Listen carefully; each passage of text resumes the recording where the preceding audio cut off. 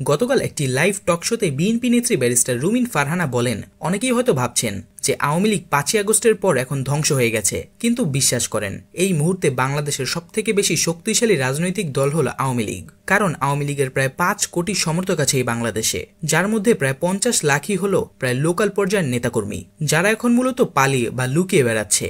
এই এক বছরে এই 50 লাখ মানুষের উপর যা অন্যায় অত্যাচার হয়েছে সেটা হয়তো বিএনপির উপরে গত 15 বছরেও হয়নি। আপনি কি সত্যি মনে করেন এই 50 লাখ লোকজন সবসময় চুপচাপ থাকবে? যেই দিন এরা একসাথে মাঠে নামবে, আমার মনে হয় না কোনো এনসিপি, জামাত বা ছাত্ররা এদের থামাতে পারবে। আওয়ামী লীগের মাত্র 1% নেতাকর্মীরাই ছিল দুর্নীতিগ্রস্ত, কিন্তু এখন যখন সরকার তাদের মব দিয়ে এই সামান্য 1% মানুষের ভুলের জন্য প্রায় 50 লাখ মানুষের উপর অত্যাচার নিপীড়ন চালিয়ে যাবে, তখন এই 50 লাখ মানুষও বাধ্য হয়ে মাঠে নামবে। আর তখন এরা আর ভদ্র থাকবে না। তাই অন্তর্বর্তীকালীন সরকারের উচিত ছিল যারা আসলেই দোষী তাদেরকে ধরা, নিরীহ মানুষদের মাঠে নামতে বাধ্য করবেন না। ওরা মাঠে নামলে আপনি আমেরিকায় যাওয়ার সুযোগও পাবেন না। ভিডিওটি ভালো লেগে থাকলে আমার ইউটিউব চ্যানেলটিকে সাবস্ক্রাইব করে পাশে থাকা বেল আইকনটি বাজিয়ে দিন।